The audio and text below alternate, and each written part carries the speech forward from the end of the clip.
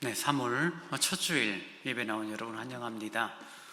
내일부터 또 우리 애들 같은 경우는 한 학년씩 진학하고 또 중학생은 고등학교로 이렇게 진학되어지는 또 첫 등교의 시간이 되기도 하는데요. 우리 아이들 생활 잘 했으면 좋겠습니다. 서로 한번 인사 나누시겠습니다. 반갑습니다. 한 번 더요. 사랑합니다. 이제 다 함께 일어나셔서 묵도하심으로 주일 예배를 하나님께 드리겠습니다.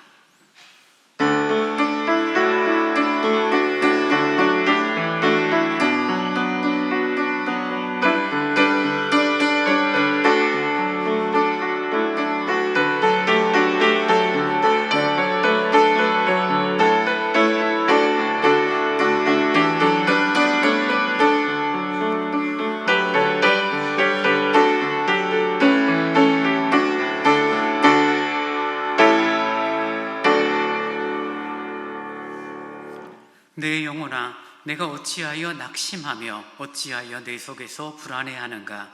너는 하나님께 소망을 두라.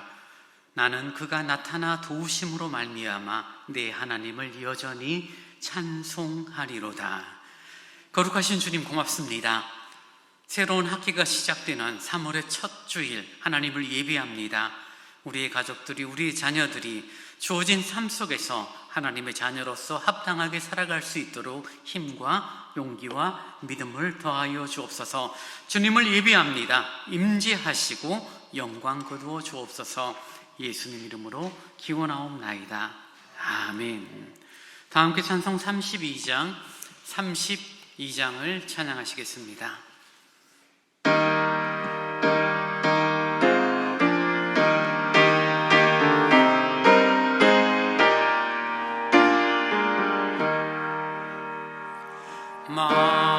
만유의 주제 존귀하신 예수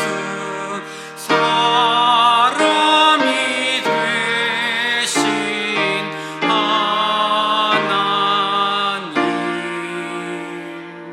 나 사모하여 영원히 섬길 내 영광 되신 주로다. 화려한 동산 무성한 저수로 아름답고 묘하나 순전한 예수 더 아름다워 봄 같은 기쁨 주시네. 광명한 해와 명랑한 저 달빛 수많은 별들 빛나나 주 예수 빛은 더 찬란하여 참 비교할 수 없구나.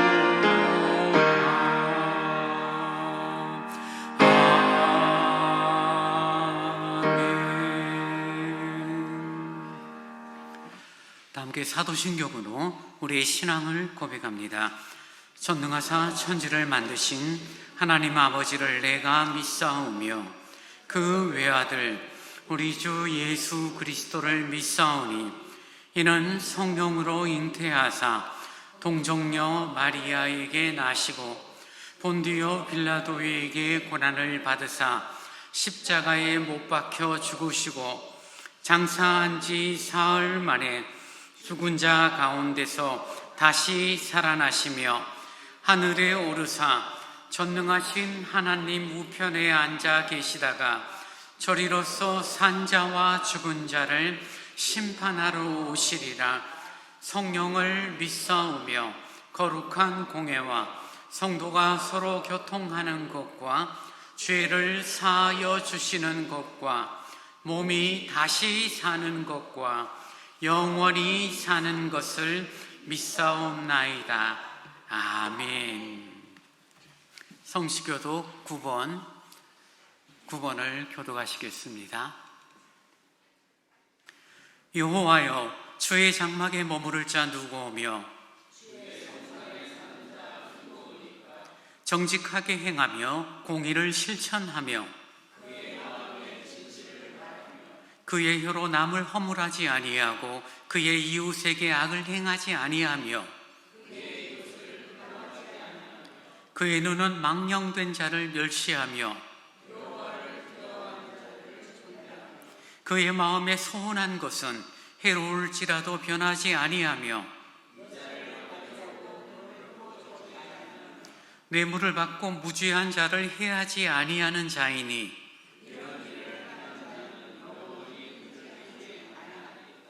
아멘. 찬송 278장을 찬양하시겠습니다.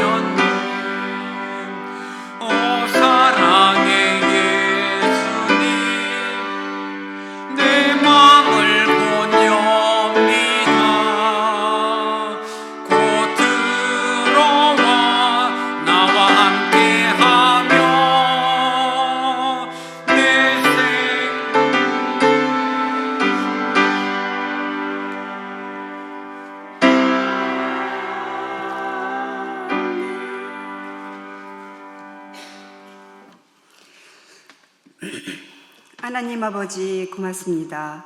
하늘과 땅과 만물을 창조하시고 지으시는 하나님께 감사를 드립니다. 우리 가운데 거하시며 경배 받으시며 영광 중에 거하시는 성삼위 하나님께 찬양과 경배를 드립니다. 영광 받으시옵소서. 땅 위에 가득 찬 하나님의 지혜와 신비가 놀랍고 주님의 높으심을, 주님의 능력 지혜를 찬양합니다.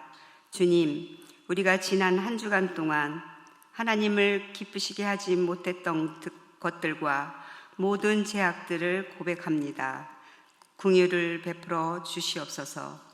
사랑의 주님, 새 학기가 시작되고 모든 것이 새롭게 출발하는 3월 첫째 주를 맞이합니다. 주님을 예배함을 통해 복음의 새바람이 불어 새 생명이 거듭나듯이 저희들 움츠렸던 마음과 몸을 펴고 새롭게 일어나도록 은혜를 주시옵소서.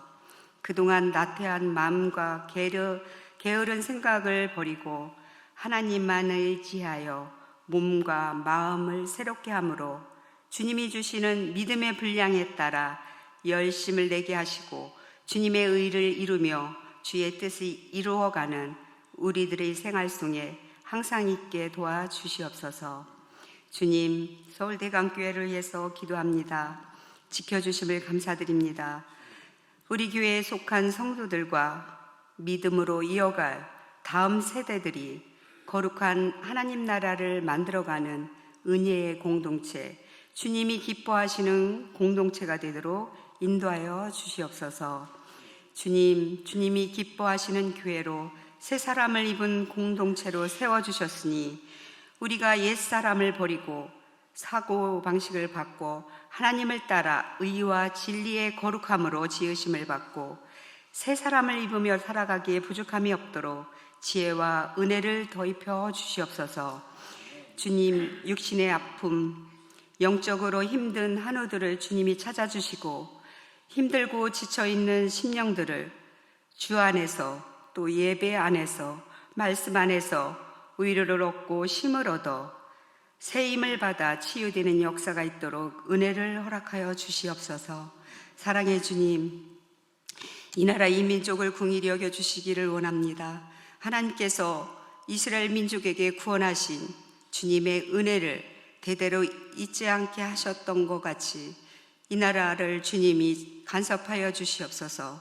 우리나라가 36년간 일제의 침략으로 자유와 인권을 빼앗긴 고통 속에서도 믿음의 선조들의 용기를 잊지 않게 하시고 주를 믿는 우리들이 더욱 나라와 민족을 위해 기도하게 도와주시옵소서. 주님, 하나님 나라의 확장과 복음 전파를 위해 환경과 문화 등 여러 가지 다른 여러 나라에서 선교사에게 힘쓰는 선교사님들을 기억하여 주시기를 바랍니다. 복음의 기쁨 소식을 위해서 애쓰는 것에 어려움이 없도록 도와주시고 지켜주시길 기도합니다. 주님, 이 시간 말씀을 듣습니다. 말씀 전하시는 목사님 영육간에 강건케 도우시고 성령의 인도하심 따라 은혜의 말씀 전하기에 부족함이 없도록 채워주시옵소서. 저희들 귀한 말씀을 듣고 하나님을 아는 지식을 더하여 주시고 말씀을 잘 이해하여 사랑을 가지고 바른 모습으로 살아가게 다짐하는 은혜의 시간이 되게 하여 주시옵소서. 오늘도 예배를 위해 애쓰고 헌신하는 손길들을 주님이 인도하여 주시고 주의 사랑으로 축복해 주시길 원합니다. 주님, 한 주간의 생활도 늘 함께 해주시고 지켜주시길 바라며 감사드립니다. 예수님 이름으로 기도드립니다. 아멘.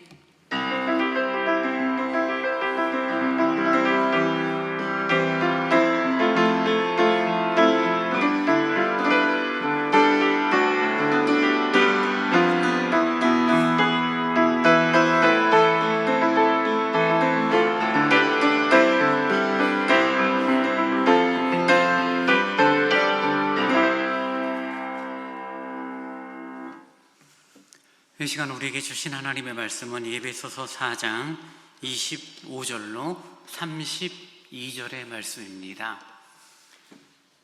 에베소서 4장 25절로 32절의 말씀을 제가 봉독합니다. 그런즉 거짓을 버리고 각각 그 이웃과 더불어 참된 것을 말하라. 이는 우리가 서로 지체가 됨이라. 분을 내어도 죄를 짓지 말며 해가 지도록 분을 품지 말고 마귀에게 틈을 주지 말라.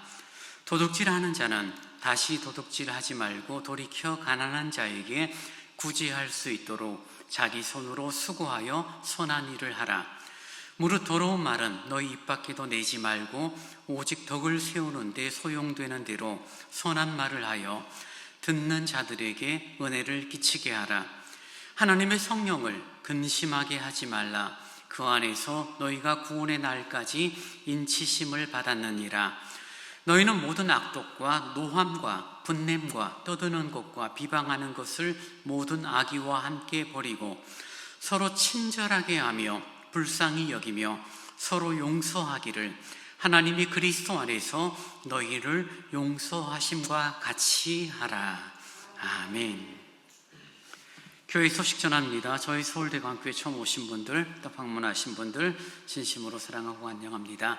3월을 보내고 있습니다. 마음을 새롭게 하여 감사로 살아가는 달이 되고요. 특별히 우리의 자녀들 새 학기가 시작이 됐죠. 학년이 바뀌고 학교가 바뀌었는데요. 학교 생활 또 잘 적응하는 우리들의 자녀들이 되도록 기도해 주시기 바랍니다. 예배전 기도회가 매주일 10시 반 피아노 앞에서 모이고 있고요. 오늘도 한 10분 정도 기도해 오셨는데요. 조금 일찍 오셔서 함께 기도도 하시고 예배에 참여해 주시면 좋겠습니다. 주일 9시 예배가 지금 드려지고 있는데요.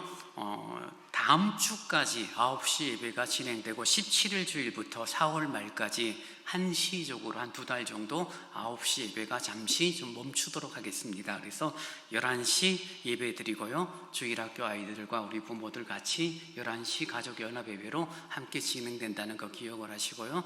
또 그 다음에 다시 또 주일학교는 따로 운영이 될 것입니다. 그래서 다음 주는 일부 예배가 있고요. 그 17일부터는 일부 예배가 모이지 않는다는 거 여러분 좀 기억을 해 주시기 바랍니다. 성경 1천독운동 194호까지 진행 중에 있습니다. 이제 정성껏 준비하신 주일헌금을 하나님께 드리겠습니다.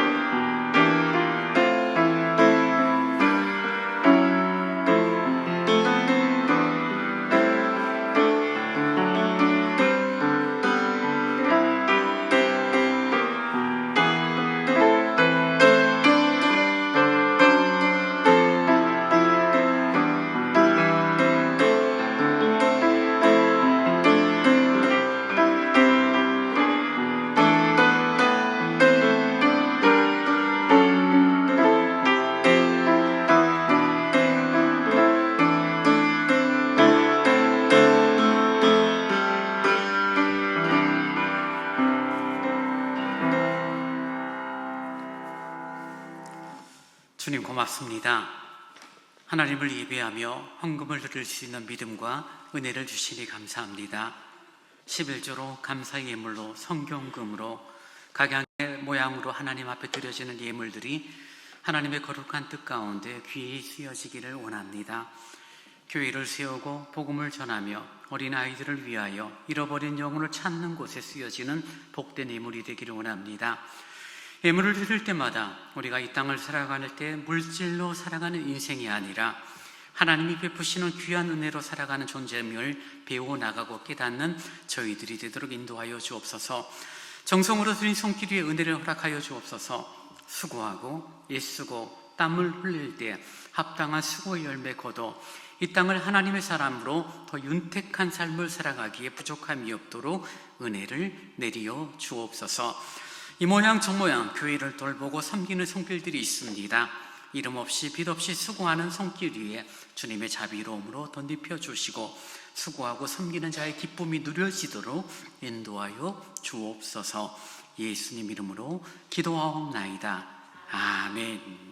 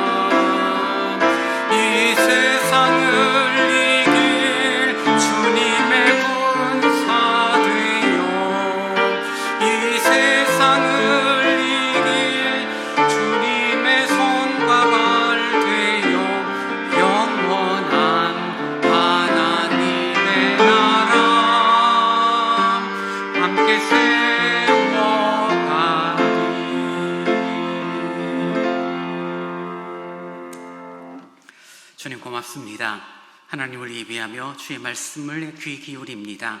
진리의 말씀을 잘 듣게 하시고 말씀의 은혜가 누려지도록 전하는 자, 듣는 자의 심령을 성령님 감동하여 주옵소서. 예수님 이름으로 기도하옵나이다. 아멘.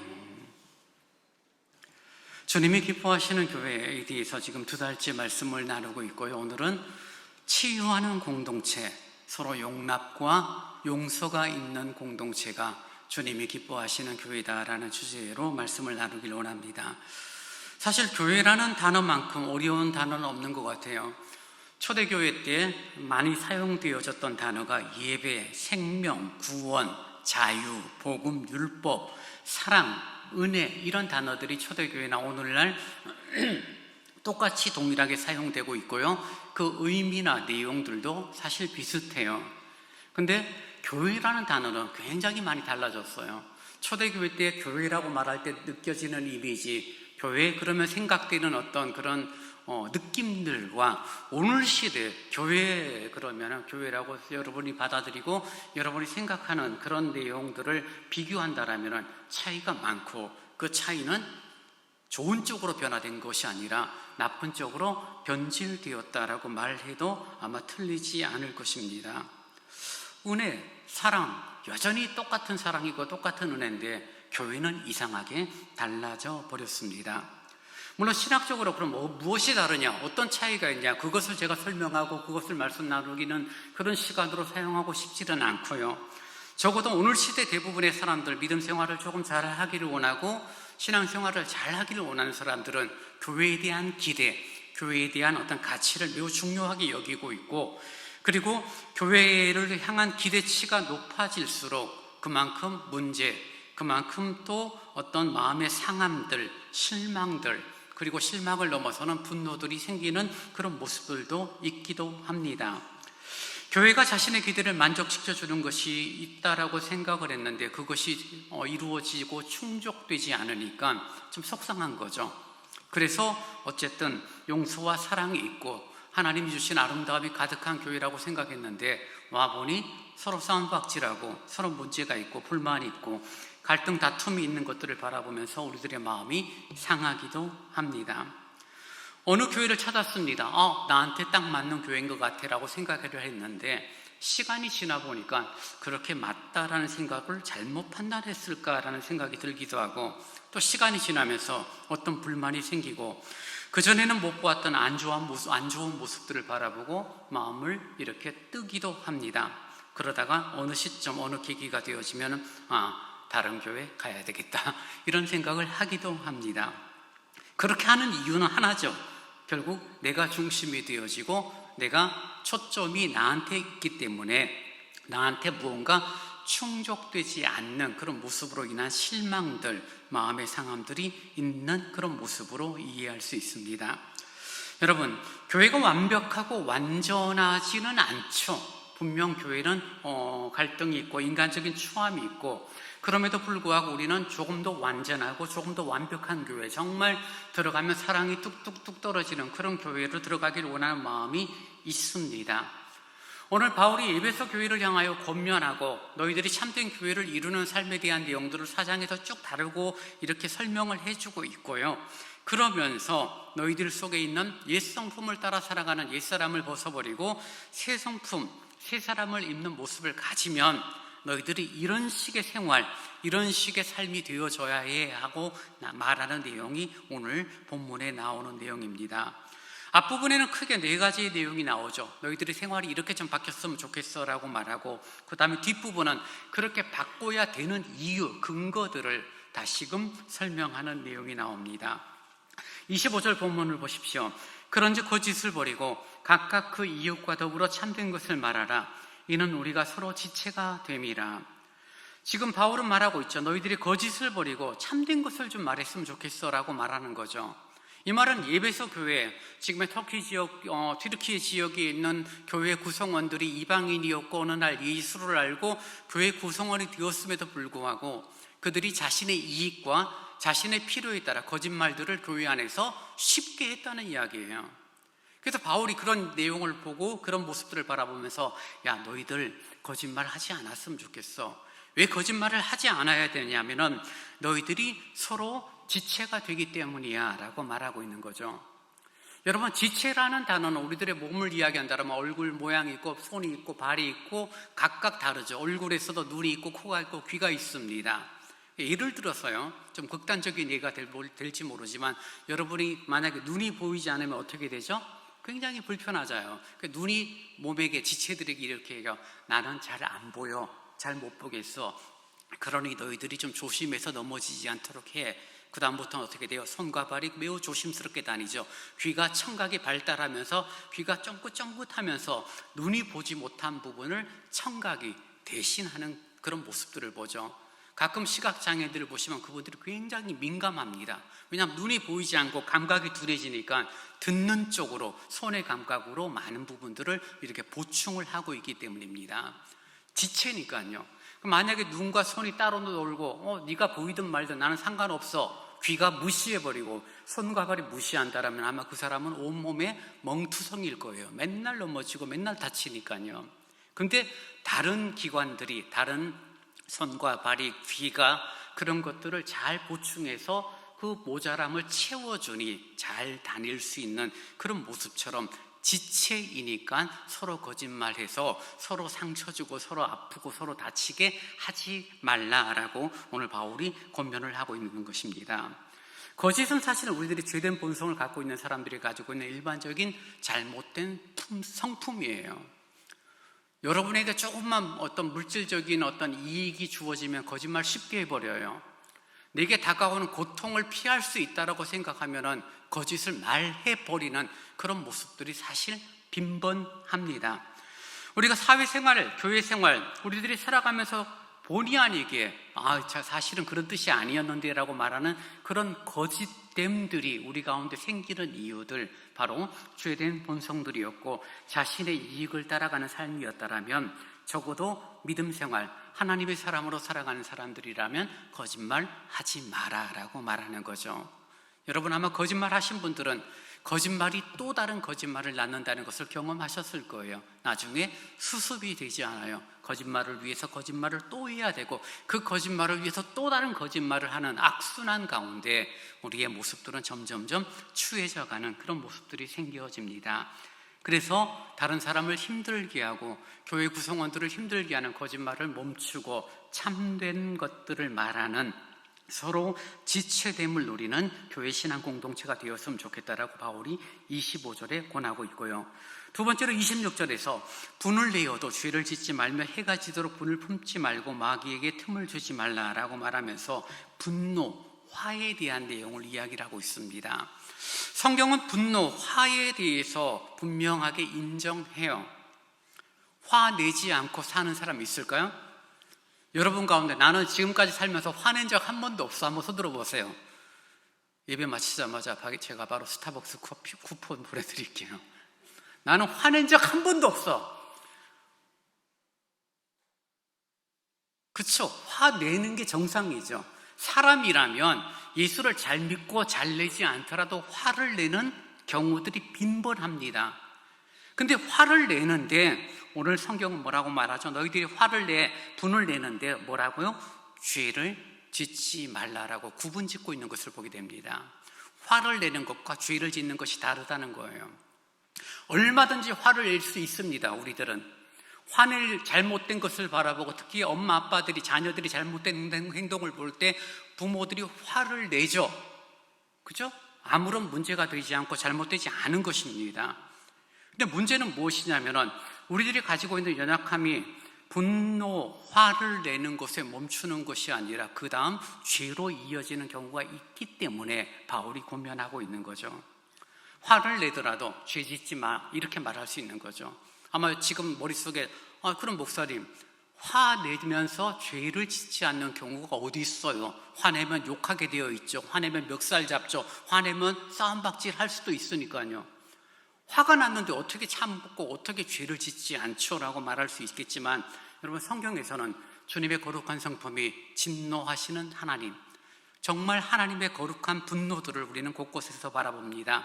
이스라엘 백성들의 불순종에 대하여 하나님의 성전을 장사하는 토굴로 만들었을 때 우리 주님은 엎어버리고 정말 요즘 말로 하면 쌍욕을 하시면서 그들을 다 쫓아내시는 성전 청결 사건이 두 번이나 복음서에 반복되는 것을 보게 됩니다. 예수님의 진노죠. 그런데 하나님이 진노하셨어. 하나님이 화를 내셨어. 예수님이 진노하셔서 그것으로 말미암아 그게 죄로 가느냐라는 부분에 대해서 여러분 성경을 자세히 읽어보시면 그것은 죄로 가는 방향이 아니라 진리를 세우는 방향으로 가는 것을 우리는 확인하게 되는 거죠. 그러니 하나님께서, 우리 주 예수께서 진노하시고 분노하실 수 있었는데 그분들의 진노는 사실 어떤 면에서는 인간적인 감정을 따라 분노하신 것이 아니라 거룩한 분노, 의로운 분노라고 말할 수 있는 거죠. 진리가 왜곡되어지고 진리가 부정되어지는 모습들에 대하여 죄에 대한 즉각적인 그런 혐오의 반응이 분노가 되어진 거죠. 성경이 말할 때는요. 잘못된 진리를 바라보고 진리가 왜곡되어지고 하나님의 거룩이 손상되는 것을 참을 수가 없어서 분노하는 거죠. 그럼에도 불구하고 우리 주님은 거룩한 분노를 드러내셨음에도 불구하고 죄를 짓지는 않으시는 모습을 우리는 본다는 거죠. 그래서 여러분, 저도 여러분도 거룩한 분노를 품을 수 있습니다. 교회가 이러면 안 되지. 거룩한 분노가 생길 수 있겠죠. 우리들의 자녀들을 바라보고 너희들이 그건 잘못된 선택과 잘못된 행동이야 라고 자녀들을 훈육할 때 거룩한 분노를 얼마든지 행할 수 있기도 합니다. 근데 문제는 저와 여러분이 예수님이 아니에요. 무슨 말이냐면 출발은 거룩한 분노였어요. 출발은 의로운 마음을 가진 거예요. 근데 어떻게 되죠? 그것이 감정적인 분노로 바뀌게 되고 거칠어진다는 것입니다. 저희들이 자랄 때는 잘못하면 부모님이 불러요. 그리고 너 이거 잘못했으니까 여기 무릎 꿇고 앉아. 또는 종아리 걷어서 회초리 딱 들고 너 몇 대 맞을래? 5대. 그럼 5대 딱딱딱 때리고 다음부터 그러지 마 라고 끝나요. 그리고 밤에 어머니가 와서 안티플라민 발라주는 그런 모습들을 기억을 합니다. 여러분도 비슷한 경우가 있겠죠. 근데 그런 식으로 훈육을 하는 게 아니라 부모가 아이들을 체벌을 하면은 그 다음에 어떻게 돼요? 잘못해서 체벌을 했는데 어느 시점이 되면 화가 나는 거예요. 그래서 애를 함부로 대해버리고 학대하는 그런 모습들로 가는 경우들이 많았고, 오늘날은 가정폭력 자체를 아예 법으로 못하도록 만들어 놓은 그런 시대 속에서 살아가는 거죠. 무슨 말이냐면요, 거룩한 분노예요. 바른 것을 가르치기 위해서 훈육을 했는데, 출발은 그랬는데 시간이 지나니까 어떻게 해요? 내 마음속에 거룩한 분노는 어느덧 찾아볼 수 없고 화만 나는 거예요. 감정적인 분노만 가득한 거예요. 그래서 거칠어지고 욕을 하고 멱살 잡는 그런 모습들이 우리에게 있다는 거죠. 우리가 주님을 닮기를 원하고 주님을 따라간다라고 말하면서도 그런 모습들이 우리 속에서 반복되는 안타까움이 있다는 것입니다. 그래서 바울은 에베소 교회 성도들을 향하여 너희들이 싸울 수도 있어, 그래 분노할 수 있겠지, 그러나 죄 짓지 말고, 그리고 신명기를 근거로 하여서 해가 지도록, 즉 하루를 넘기지 마라고 오늘 본문 26절에 말하고 있는 것입니다. 형제를 미워하는 것은 살인과도 같은 거니까 화가 날수록 화를 좀 빨리 풀었으면 좋겠고, 그 푸는 시간이 적어도 만 하루를 넘기지 않았으면 좋겠어 라고 말하는 의도를 갖고, 해가 지도록 분을 품지 말고 분을 계속 가지게 되면 결국 마귀에게 틈을 주는 것이다 라고 말하는 거죠. 인류 최초의 살인 가인과 아벨의 사건을 여러분 기억하시지 않습니까? 하나님께서 아벨의 제사는 흠량하시고 가인의 제사가 흠량되지 않으니 가인은 분노하죠. 화가 나죠. 결국 동생 아벨을 죽이는 출발이 감정의 왜곡이라는 것을 우리는 확인하게 되는 것입니다. 그래서 화가 나면 화가 날수록 그 화를 잘 다스릴 수 있는 성숙됨이 우리들의 모습 가운데 있어야 하는 거죠. 교회를 바라볼 때 교회를 보고 안타까움이 생기면 화가 날 수 있어요. 아무리 옳은 걸 할지라도 그 화를 내는 방법에서 잘못되어져 버리면 뭐예요? 교회에서 갈등, 다툼, 서로 욕하면서 헤어지게 되어 있는 거죠. 거룩한 분노라면 방법도 거룩해야 되고 결론도 거룩해야 돼요. 그런 성장, 성숙됨이 우리들에게 필요한 시대를 살아가는데 교회가 잘 못해요. 분명 거룩한 분노로 시작했다가 쌈박질하고 서로 상욕을 하고 끝내는 경우들이 빈번한 이유가 바로 거기에 있는 것입니다. 사랑하는 여러분, 분을 낼 수는 있지만 그 분이 죄로 이어지지 않도록 잘 절제하고 마귀에게 틈을 주지 않는 지혜로움이 여러분 가운데 있기를 원합니다. 세 번째는 도둑질과 구제 문제를 같이 이야기를 하고 있습니다. 도둑질은 내가 결핍이 되어 있으니 많이 가진 사람들 것을 몰래 훔치는 죄가 되어지고, 이 훔치는 죄가 에베소 교회 가운데는 반복적으로 이루어졌던 것 같아요. 이유는 있었습니다. 왜냐하면 예수님께서 곧 오실 거야, 임박한 재림이라는, 임박한 천국이라는 그런 어떤 사상들이 교회 가운데 있었으니 열심히 일하고 직장 생활하고 돈 벌고 이럴 필요 없이 이제 다음 달이면 또 올 여름이면 내년 이맘때면은 예수님이 오시니까 굳이 열심히 일할 필요 없어, 천국 갈 준비해야지라는 생각을 갖고 많은 사람들이 일상을 멈추었어요. 가지고 있는 게 하나씩 까먹기 시작했고, 어느 시점 되니까 이제는 궁핍해지기 시작하는 거죠. 많이 가진 사람들 보니까 저 사람 여전히 고기 먹고 여전히 밥을 잘 먹어요. 훔치고 싶은 마음이 생기는 것은 모자란 사람들에게 느껴지는 공통된 정서죠. 그래서 서로 훔치는, 도둑질하는 경우가 교회 가운데도 있었던 것입니다. 근데 바울은 그런 모습들을 바라보면서 무엇이라고 이야기하냐 하면은, 너희들이 그것들을 훔치고 너희들이 그것들을 훔치는 관계성 속에서 서로를 힘들게 할 것이 아니라 오히려 가난한 자들에게 구제할 수 있도록 자기 손으로 수고하여 선한 일을 하여 나누라라고 말하고 있는 거죠. 여러분, 교회 안에 구성원이 있는데 저 사람이 참 힘들어, 먹고 사는 게 힘들어, 그게 느껴지고 그것을 알 정도로 친밀한 교제가 있다는 거죠. 저러다가 저 사람 굶어 죽을 것 같아. 굶어 죽는 사람 입장에서는 굶어 죽는 물건을 훔치는 게 낫다라고 생각하는 그 수준까지 되기 전에 그들을 도우라는 것입니다. 구제하라는 거죠.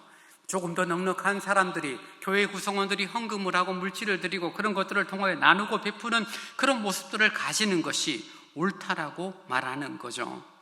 바울은 근로에 대하여, 일하는 것에 대하여 명확하게 이야기합니다. 데살로니가후서 3장에서 보면은 일하기 싫거든 먹지도 말라라고 말합니다. 아무리 예수님의 재림을 기대하고 있고 예수님의 재림을 기다린다 할지라도 일하지 않고 맨날 교회 와서 기도나 하고, 그거 아니라는 거예요. 네가 살아가는 삶의 터전에서 땀 흘리고 수고하고 애를 써서 일을 하고, 그리고 남을 돕고 남을 세우는 모습으로 에베소 성도들이 잘 자라나가기를 원한다라고 바울이 말하고 있는 것입니다. 도둑질이 그저 남의 물건만을 훔치는 것이 도둑질은 아니죠. 수단과 방법을 가리지 않고 내가 이익이 되고 정당하지 않는 과정 속에서 내게 유익을 구하는 그런 모습들은 다 도둑질이다라고 말할 수 있는 것입니다. 근데 바울은 그 도둑질이 교회에서 너희들이 살아가는 삶의 영역에서 그러한 태도를 버리고 서로 나누는, 오히려 구제하는 적극적인 선을 행하라라고 말씀합니다.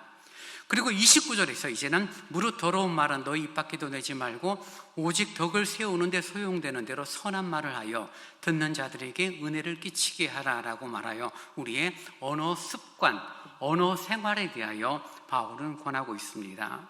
더러운 말과 선한 말을 말하고 있죠. 더러운 말은 옛 성품, 내가 예수를 믿기 전에 내가 했던 언어 습관을 말하고 있죠. 그리고 선한 말은 이제 예수를 알고 예수를 믿은 이후에 주님이 주신 마음을 갖고 표현되어지는 언어 습관을 말하고 있는 것입니다. 여러분, 교인들 가운데 어떤 좋지 않은 표현들, 함부로 말을 하거나 욕을 하거나 그런 태도를 가지면 우리들이 정말 미간이 찌푸러질 수밖에 없죠. 저분은 왜 말을 저렇게 거칠게 할까? 저분은 왜 저렇게 함부로 말할까? 그런 생각을 가질 수밖에 없는 것입니다. 주님께서도 이 땅에서 우리들의 삶을, 우리들의 언어들을 조심하고 우리들의 언어들이 정말 유의해야 된다는 것들을 마태복음 12장 36절 이하에 이렇게 말해요. 내가 너희에게 이르노니 사람이 무슨 무익한 말을 하든지 심판날에 이에 대하여 신문을 받으리니 내 말로 의롭다함을 받고 내 말로 정죄함을 받으리라 라고 주님은 말씀하세요. 예수님이 하신 말씀은 뭐냐면 너희들이 또 어떠한 말을 했는데 그 말 때문에 마지막 심판의 날에 정죄, 즉 죄의 벌을 받거나 아니면 하나님으로부터 네가 정말 훌륭하구나, 잘 살았구나, 충성된 종이구나라는 칭찬을 받는 그 잣대가 우리의 언어 습관이라고 말하고 있는 거죠. 여러분, 세상은 철저하게 장유유서의 개념을 갖고 살죠. 남자들은 만나면 이야기하다 보면 몇 년생이세요? 무슨 띠야? 그래, 그럼 내가 형이네, 내 말로 올게. 네, 그러세요. 자연스럽게 돼요. 교회 내에서는 여러분, 반말하는 거 저는 개인적으로 정말 안 좋아하는 부분입니다. 1대1의 관계에서 반말하는 것과 여러 공동체, 전도회가 모였어 10명이서 이야기하다가 내가 나이가 많다고 너한테 반말하고 얘한테 반말하고 너는 왜 그래? 이런 식으로 이야기하는 것들은 옳지 않다는 것입니다. 교회 구성원들은 서로 존중해야 됩니다. 물론 반말이라고 해서 함부로 대하는 것이다라고 회귀를 수는 없겠지만 단지 내가 나이가 많다는 것 때문에 반말하고 서로 이해하고 양해되지 않는 상태에서 나하고 친하니까 이라고 말하면서 함부로 말하는 것들, 무례한 표현들은 결코 은혜로운 표현들은 아닌 것입니다. 그건 옛사람의 언어, 옛사람의 말, 더러운 말이라고 오늘 29절에 이야기하고 있는 거죠. 편하는 게 결국은 우리들의 언어 습관이니까요. 그 사람의 인격과 그 사람의 가치와 그 사람의 삶은 결국 행동에서 표가 나는데 제일 먼저 표하는 게 말해보면 알아요. 이 사람이 인격이 훌륭하구나. 이 사람 왜 이래? 이런 식의 오해를 받게 만드는 이유가 바로 말에 있는 것입니다.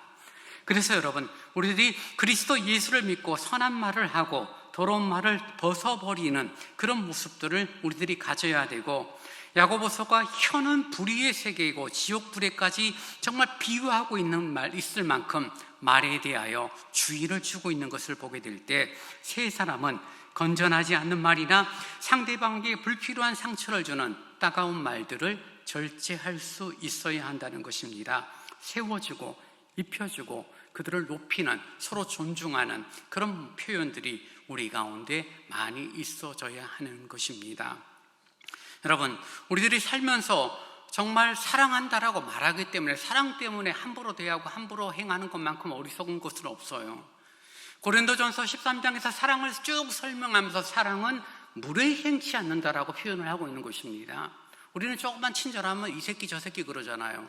물론 그게 친밀한 단둘이의 관계에서는 그게 통용될지는 모르지만 여러 사람 앞에서는 어떤 면에서는 스스로의 격을 떨어뜨리는 경우가 될 수도 있습니다.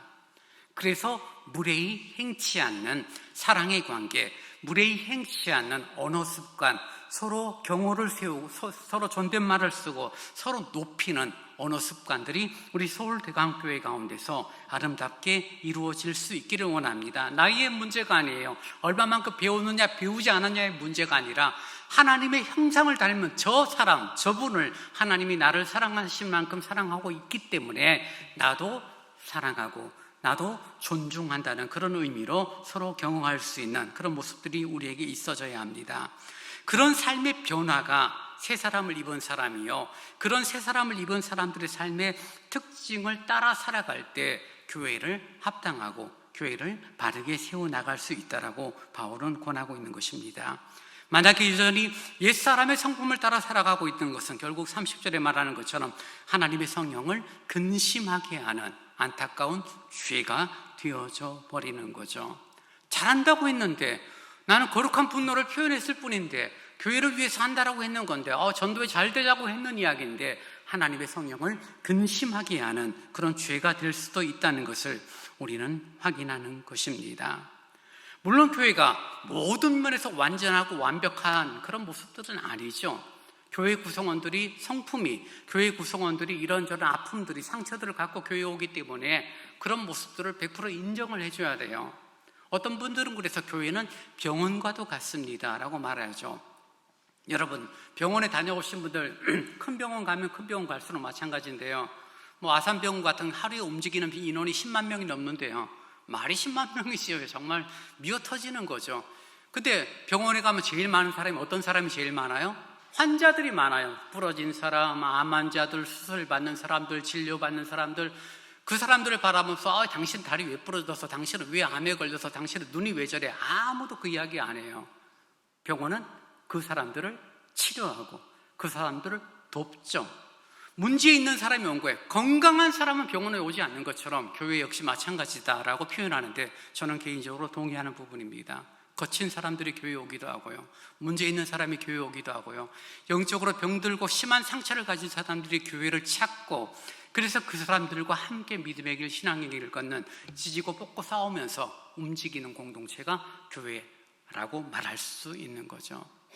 여러분, 술 취한 사람이 교회에 들어오면 여러분 어떻게 하시겠어요? 노숙자가 우리 교회 뒤에 문을 열고 들어왔습니다. 여러분 어떻게 하시겠어요?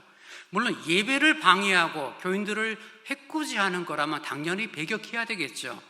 근데 그런 부정적인 행동을 하는 것이 아니라 그저 껍데기가 노숙자고, 그저 껍데기가 술 취해 있고, 그저 껍데기가 정말 뭔가 좀 불편하다는 이유로 한 사람을 배격하고 교회에 들어오지 못하게 할 수 있을까라는 질문을 던진다라면, 교회가 병원과 같은 역할을 한다면 아니라는 것을 우리는 결론 낼 수밖에 없습니다.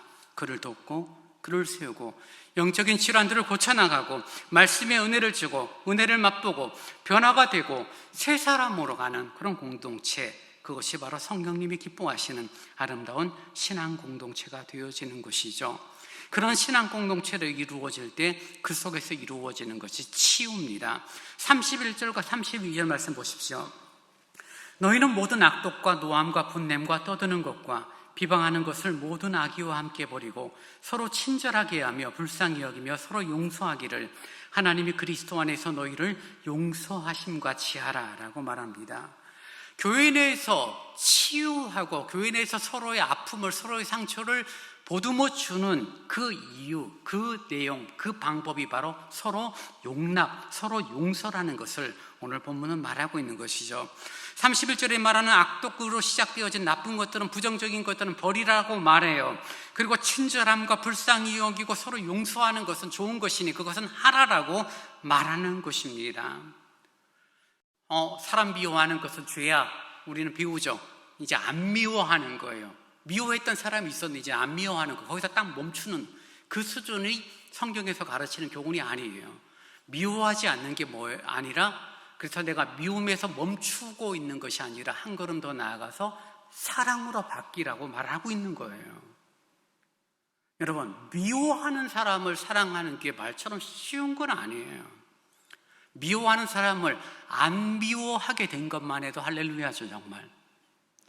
근데 성경은 미워했던 사람을 향하여 이제는 그 미움을 접고 사랑으로 나아가라. 그리고 그렇게 하는 이유가 그리스도께서 우리를 사랑하셨기 때문에, 용서하셨기 때문에 너희도 그리하라라고 말해주고 있는 것입니다. 그렇죠. 교회는 그런 구성원들, 다양한 문제와 상처를 가진 사람들이 함께 어우러져서 함께 이런저런 이유들이 있음에도 불구하고 잘잘못들을 지적하고 불편함을 만들어가는 것이 아니라 그런 모자람과 그런 안타까운 것들을 돕고 세워서 치유와 변화로 이끌어가는 그런 출발, 그것은 서로 용납하고 서로 사랑하는 것이다라고 오늘 바울은 우리에게 명확하게 권면을 하고 있는 것입니다. 사랑하는 여러분, 잘잘못 따지는 것은 세상이 하는 거예요. 세상의 재판장이, 세상의 법이 하는 거죠. 교회는 잘잘못을 따지는 것이 아니라 그 잘잘못 때문에 상처받고 힘들고 마음 상한 사람들을 위로하고 그들을 세워나가는 것이 교회의 하는 일임을 여러분 좀 분명히 기억할 수 있었으면 좋겠습니다.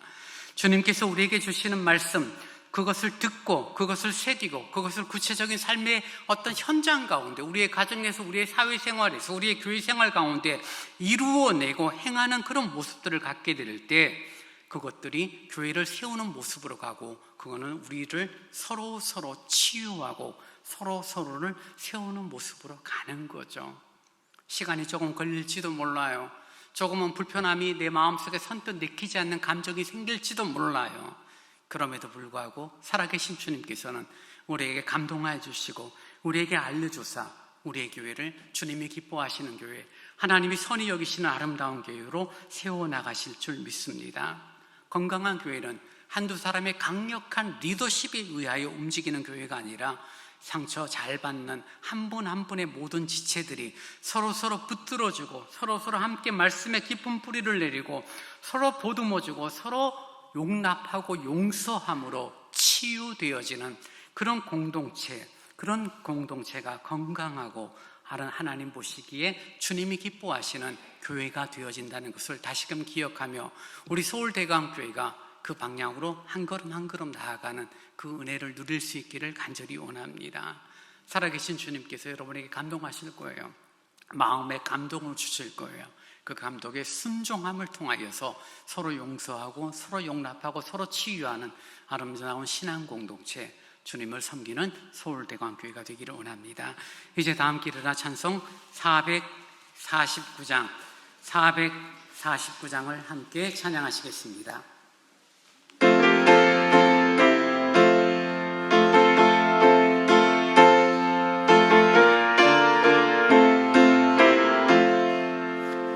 예수 따라가며 복음 순종하면 우리 행할 길 환하겠네. 주를 의지하며 순종하는 자를 주가 늘 함께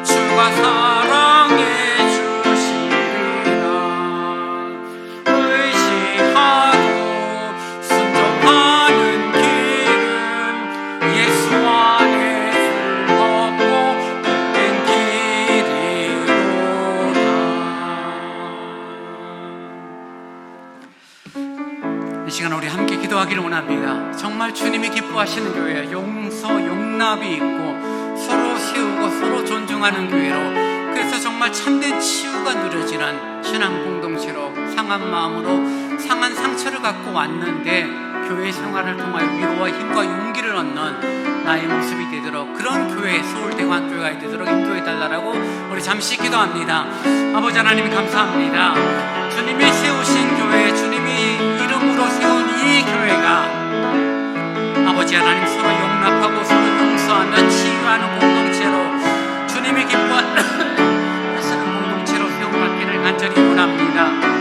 우리들의 옛 성품들, 옛 사람을 따라 살아가려는 그런 마음들을 제거하게 하시고, 온전히 성령의 성품, 새로운 마음을 품고 선한 말들을 행하며 서로 존중하고 귀히 여기는 그런 아름다움이 우리 가운데 누려지도록 아버지 하나님 인도하여 주옵소서. 인간적인 감정을 따라 움직이는 자들, 감정의 분노의 감정을 따라 나아가는 자들, 그저 내가 하고 싶은 대로 살아가는 삶이 아니라 주님이 원하시고 주님이 기뻐하시고 주님이 선택하신 것들을 행하고 이루는 아름다움이 있도록 성령님이여 우리의 심령, 우리의 마음을 새롭게 하여 주옵소서. 바라보는 우리의 마음들, 우리의 눈들, 우리의 시선이 그리스도에 위해서 온유한 마음, 그리스도에 위해서 심령을 갖고 바라볼 수 있도록 자비로우신 주님, 우리의 마음을 새롭게 하여 주옵소서. 은혜를 구합니다. 겸손히 은혜를 구합니다.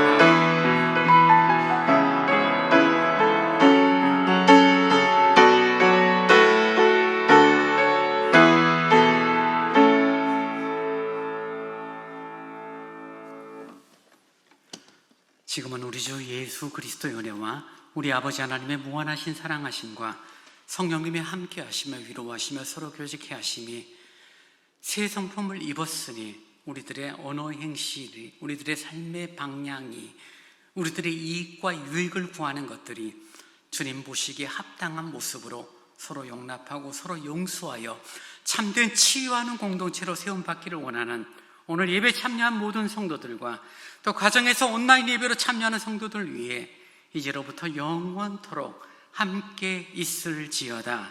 아멘.